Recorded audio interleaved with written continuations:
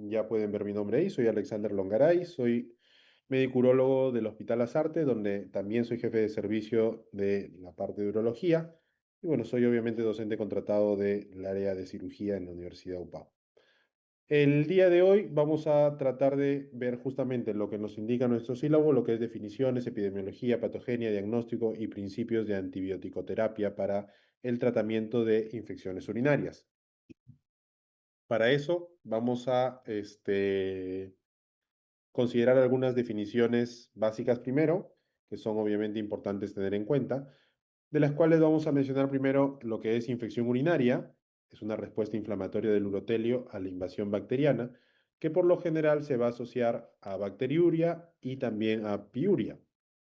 Bacteriuria asintomática va a ser la presencia de más de 10 a las 5 unidades formadoras de colonia en dos cultivos consecutivos en mujeres o uno en varones en pacientes sin síntomas urinarios. Y eso es importante recalcar, que no presenten síntomas urinarios. La parte de lo que es piuria se va a considerar a más de 10 leucocitos por mililitro en orina no centrifugada o más de 5 leucocitos por campo en orina centrifugada y examinada bajo microscopio. Y acá también recalcar lo que es infecciones urinarias recurrentes, donde vamos a tener en cuenta lo que es recidiva, si es que es la reaparición del proceso 1 a 2 semanas después de finalizar el tratamiento por el mismo microorganismo, o una reinfección, si es que es una nueva infección por otro microorganismo, pasado las 2 semanas. En la parte epidemiológica vamos a tener que tener en cuenta que es de las infecciones ambulatorias más comunes en el ser humano. Va a representar casi 7 millones de visitas por consulta externa y 1 millón de visitas a urgencia, resultando en aproximadamente 100.000 hospitalizaciones al año. Aproximadamente más del 80% de las infecciones urinarias van a ocurrir en mujeres y se estima que el 50-60% de las mujeres adultas van a tener al menos un episodio de infección urinaria a lo largo de su vida. Las infecciones urinarias van a estar asociadas con el uso de sondas vesicales, que van a constituir del 35 a 40% de todas las infecciones nosocomiales también. Cuando ya tenemos que hablar de lo que es patogenia, vamos a tener que tener en cuenta cuáles son los factores de virulencia bacteriana más habituales que van a tener que ver con esta vía de infección, que generalmente la vía más común, como ya conocen, es la vía ascendente. Y acá es donde vamos a encontrar lo que es los pilis, el pili tipo 1, en donde vamos a tener un factor de adherencia bacteriano que es más comúnmente secretado, el pili tipo P, también con el factor de adherencia más comúnmente relacionado a la pielonefritis, porque va a ser obviamente el que va a favorecer el ascenso ya una vez que está dentro de vejiga, el ascenso hacia lo que es riñones.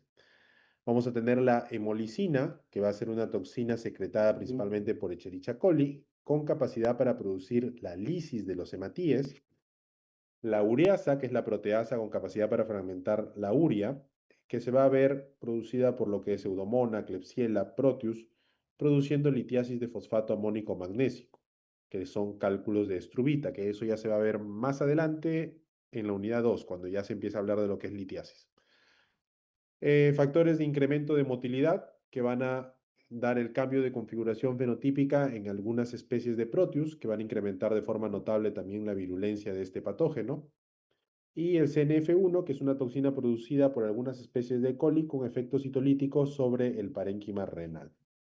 Entonces, obviamente, con todos estos factores de patogenia, lo que se busca es, o lo que la bacteria busca, es destruir primero todo lo que son los mecanismos locales que pueda haber de defensa en la parte del urotelio, para que una vez que se lastime el urotelio, se empiece a colonizar. Una vez dada la colonización, que en este caso tenemos que hablar que, como les decíamos, dentro de las vías de infección vamos a tener primero la vía ascendente, que va a ser la vía más común, vamos a tener luego la vía hematógena y por último la vía linfática. Entonces, una vez, como les decíamos, se empieza a dar la lesión hacia el urotelio con la posterior reproducción de lo que es las bacterias, vamos a empezar a tener una colonización bacteriana que cada vez va a ser más agresiva. Mientras más mayor sea la colonización bacteriana, va a ser más difícil que haya una eliminación, entre comillas, espontánea de este ingreso de bacterias. Entonces, mientras más tiempo uno les deja, más se reproducen, es más, generalmente más sintomática la infección y también se va a dar mayor riesgo de que pueda convertirse en una infección ascendente por los factores de virulencia también que ya habíamos conversado. Factores de riesgo que van a tener que ver con varios criterios. Primero, por ejemplo, los relacionados al sexo en este caso masculino o femenino. En el sexo femenino vamos a tener que las relaciones sexuales van a considerarse como un factor de riesgo para el desarrollo de infecciones urinarias en la mujer. Como ya ustedes saben, es un factor de riesgo principalmente vinculado a lo que es la longitud de la uretra. Una uretra más corta facilita un ascenso para lo que es las bacterias y facilita obviamente que se pueda ir reproduciendo y desarrollando una infección urinaria. El embarazo y la incontinencia, que tienen que ver con problemas de estasis urinaria, por un lado, y por otro lado también con problemas que puedan favorecer a colonización bacteriana cuando hay pérdida de orina hacia el exterior, o sea, colonización en la misma zona de la orina que se puede encontrar por fuera y que luego puede ascender nuevamente hacia vejiga. Cuadros de infección urinaria anterior, antecedentes maternos también de infección urinaria, también se puede considerar. En el varón se pueden considerar anomalías congénitas, porque obviamente es menos común que, como ya hemos dicho, las infecciones urinarias en el varón. Cuadros de vejiga neurogénica, cuadros de pacientes no circuncidados, también puede favorecer al desarrollo de infecciones. Y en ambos casos, pero que obviamente va a ser más común en el varón, cuadros de cateterización uretral o cateterización vesical, ¿no? Esos son factores de riesgo que hay que tener muy en cuenta. Y dentro de lo que ya hablábamos, principales factores de riesgo asociados a mujer, ya habíamos dicho el acto sexual, el uso de diafragma o espermicidas, usos de antibiótico-terapias previas por otros motivos, o sea, quiere decir que de repente por un tema digestivo se realizó algún tipo de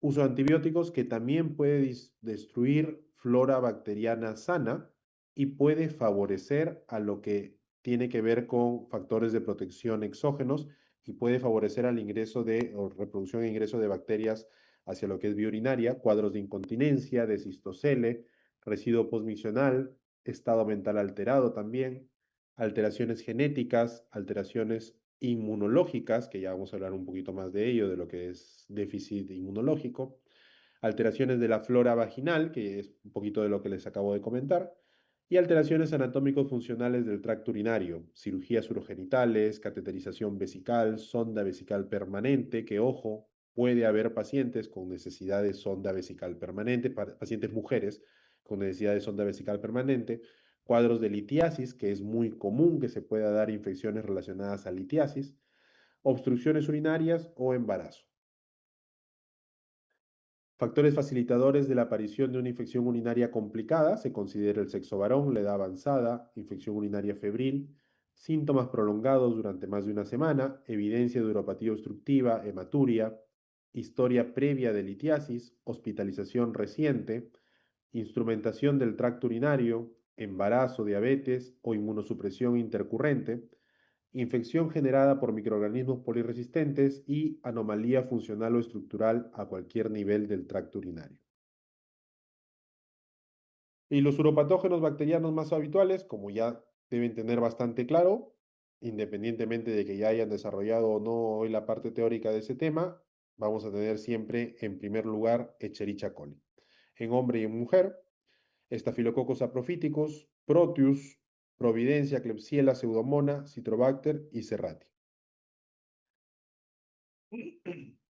Las causas de infección urinaria no resuelta en orden decreciente de importancia, vamos a tener que la resistencia bacteriana al antibiótico empleado en el tratamiento, la resistencia antimicrobiana adquirida tras el inicio de un tratamiento antibiótico inicialmente susceptible, y ojo que esto hay que tener muy presente que a pesar de que tengamos un antibiograma que te dé susceptibilidad al tratamiento, no necesariamente va a significar de que hay un 100% de efectividad de que ese antibiótico logre eliminar la infección.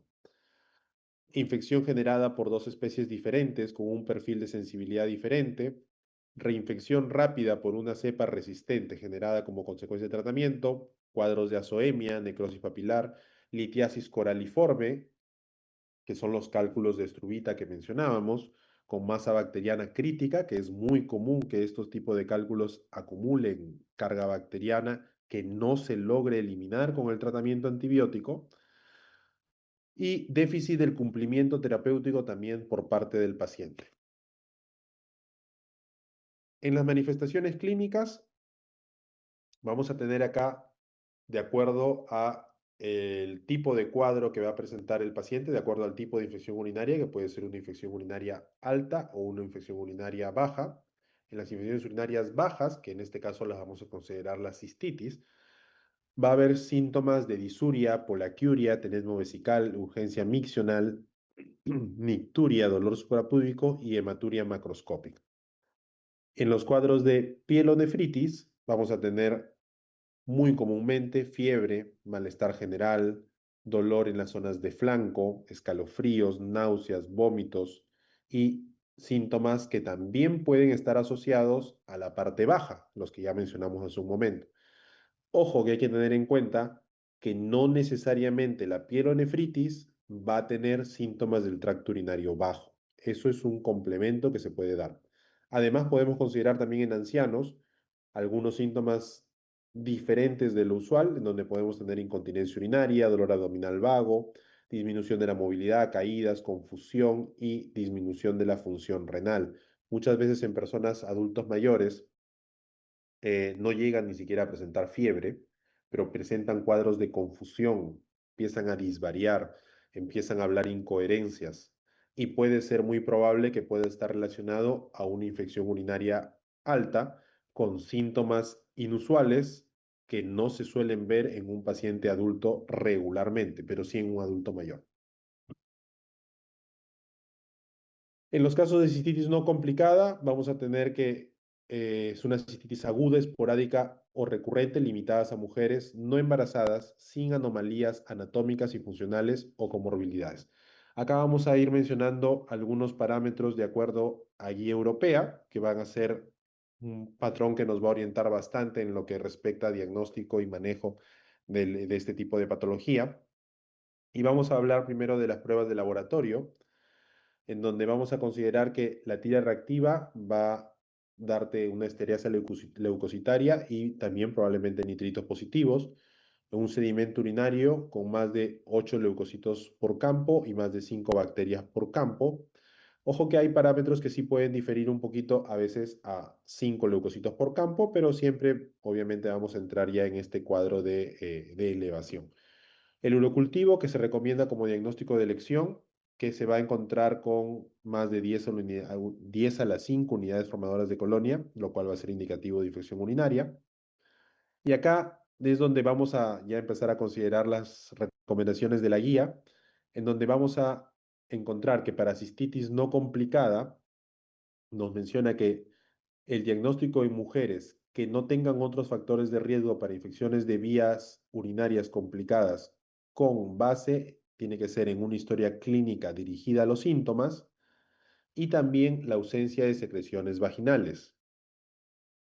También de la misma manera vamos a realizar urocultivos en los pacientes con sospecha de pielonefritis aguda, síntomas que no se alivian o recurren dentro de las primeras semanas después de haber completado el tratamiento, y mujeres que se presentan con síntomas atípicos y además también mujeres embarazadas. Entonces, si se dan cuenta, no es... bueno, acá también ya lo menciona, el uso de fosfomicina, que es lo que se está manejando mucho actualmente y nitrofurantoína también como tratamiento de primera línea para cistitis no complicada en mujeres. Esto se está considerando de igual forma, como ya mencioné en el cuadro anterior, teniendo en cuenta que en estos cuadros de infecciones urinarias no complicadas de primera aparición, sin recurrencia, pacientes con una terapia empírica, sin urocultivo necesariamente en el estudio de diagnóstico. Entonces, los pacientes se pueden considerar con una dosis única de fosfomicina y también recomiendan no utilizar penicilinas o fluoroquinolonas para tratar cistitis no complicadas. Por un lado, por efectividad a veces del diagnóstico y las resistencias que se vienen a dar asociadas. Creo que acá también mencionamos un poquito de resistencias. Vamos a considerar como terapias recomendadas. Vemos primera línea en mujeres, no sé si se logra ver el cursor. Fosfomicina, trometanol, 3 gramos en polvo, disuelto en agua, dosis única.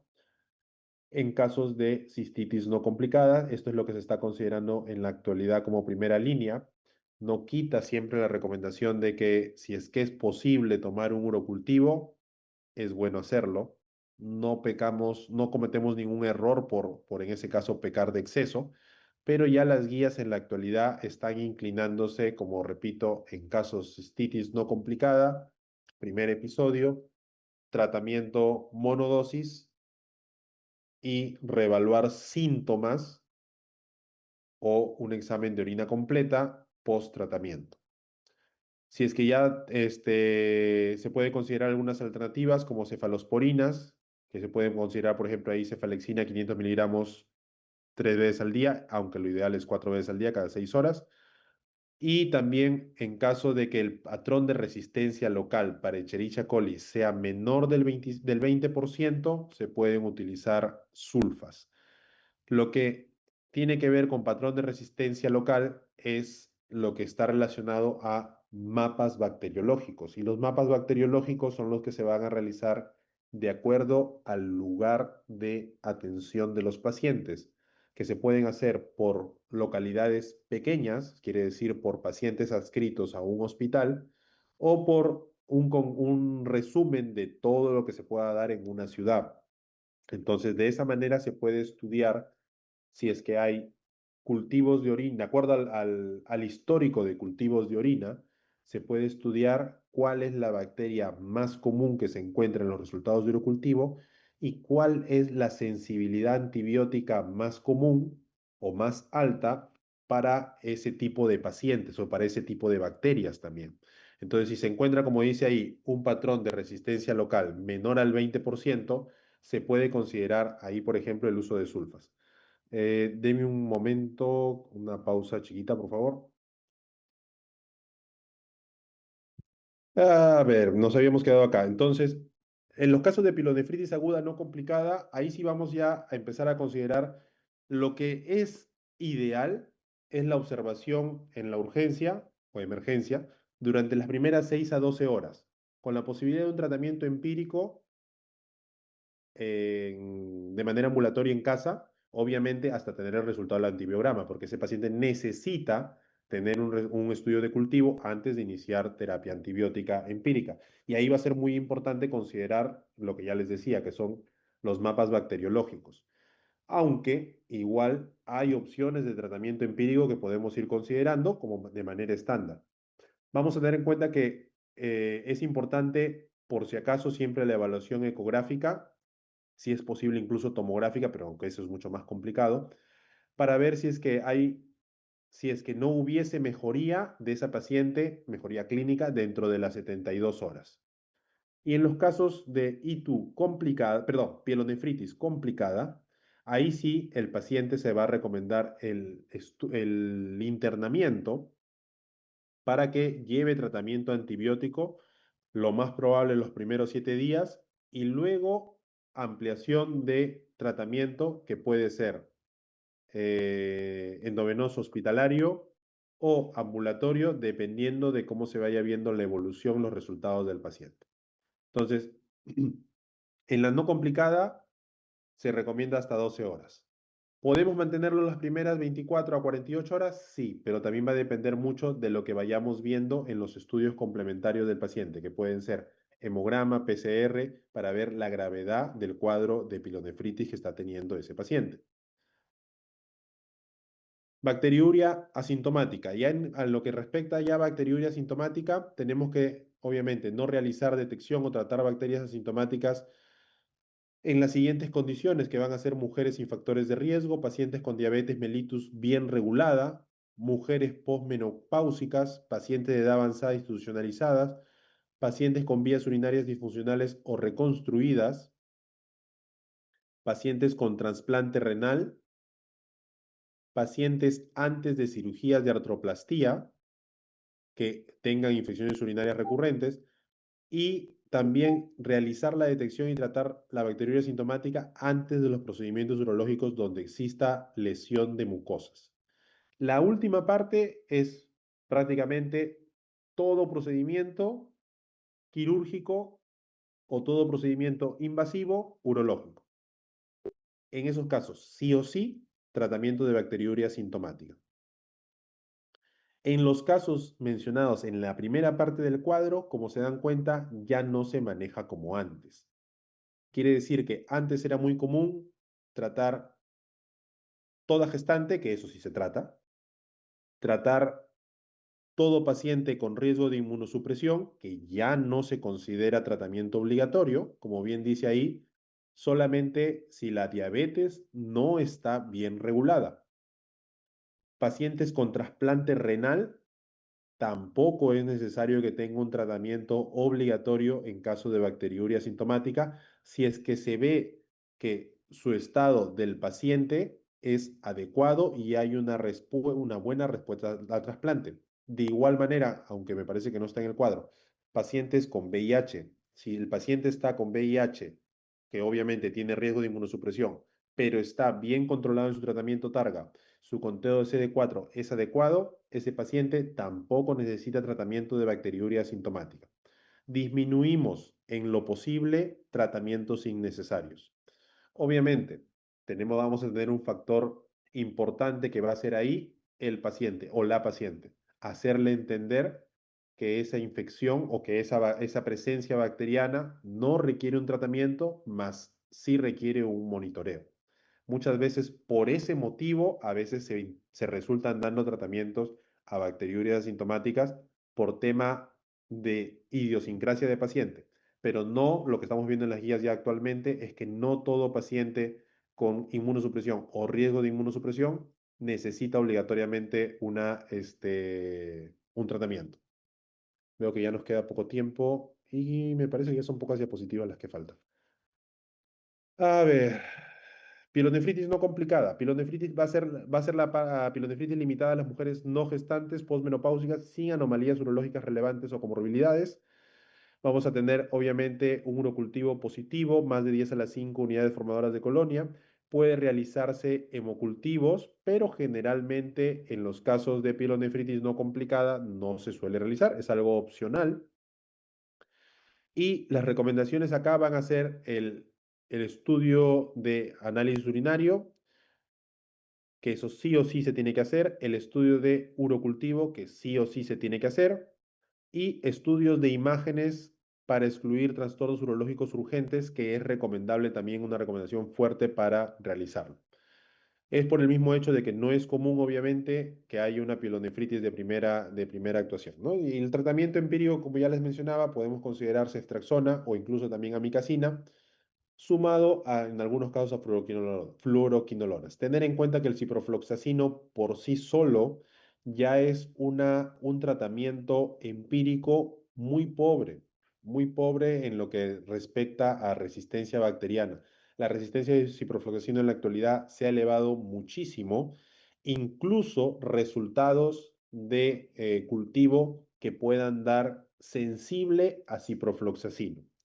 Por eso es que el ciprofloxacino en la actualidad, a pesar de que pueda dar sensible, se considera mucho menos su uso de lo que se usaba en el pasado. No quiere decir que no va a dar una respuesta favorable, pero cada vez es menor.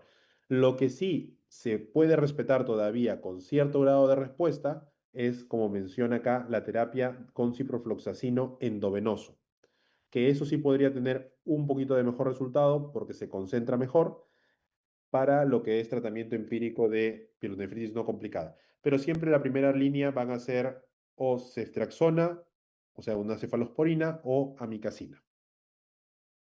Y cuando ya se tiene resultados de urocultivo, o sea, ya se ve la sensibilidad, ahí sí podemos ya pasar a lo que es vía oral con levofloxacino, sulfas, incluso hasta ciprofloxacino, pero ciprofloxacino haciendo viendo concentración inhibitoria mínima menor de 0,25. A pesar de que de repente nos sale la concentración inhibitoria mínima de 0,5 como sensible, se recomienda para poder dar tratamiento con cipro menos de 0,25 y obviamente ser sensible. En los casos ya de itus complicadas, vamos a utilizar combinaciones de tratamientos, por ejemplo, de amoxicilina más un aminoglucósido o una cefalosporina de segunda generación más un aminoglucósido. Y también puede ser una cefalosporina de tercera generación intravenosa como tratamiento empírico en los casos de infecciones urinarias complicadas con síntomas sistémicos. Acá, como vemos en el cuadro, es un resumen de lo que ya menciona en la parte de hospitalización con ceftriaxona y luego el paso a vía oral. Y solo utilizar ciprofloxacino, dado que los porcentajes de resistencia local sean menor de 10%. Es lo que ya les decía, la tasa de resistencia a ciprofloxacino es en la actualidad muy alta. No usar también ciprofloxacinos u otras fluoroquinolonas para el tratamiento empírico de ITU complicada en pacientes manejados por departamento de urología o cuando hayan utilizado fluoroquinolonas en los últimos 6 meses y manejar también cualquier anomalía urológica y o factores subyacentes que puedan complicarse. Hasta ahí, digamos, muchachos, lo que respecta a manejo y tratamiento de infecciones urinarias, hay que tener en cuenta una partecita igual que todavía no hemos incluido en la charla, en las diapositivas de hoy, pero que sí es importante tener muy presente, que es las infecciones urinarias tipo BLE. Y las infecciones urinarias tipo BLE van a ser obviamente estas infecciones que se presentan como unas beta-lactamasas positivos resistentes, altamente resistentes, y que requieren de preferencia el uso de tratamientos con carbapenémicos. Dentro de ellos, los que más se recomiendan en la actualidad son el uso de meropenem y ertapenem, que dan mejores resultados frente a este tipo de infecciones urinarias por bacterias ya con mutaciones tipo BLE, que es las que estamos mencionando. Volvemos a ver, ya no sé cómo volver.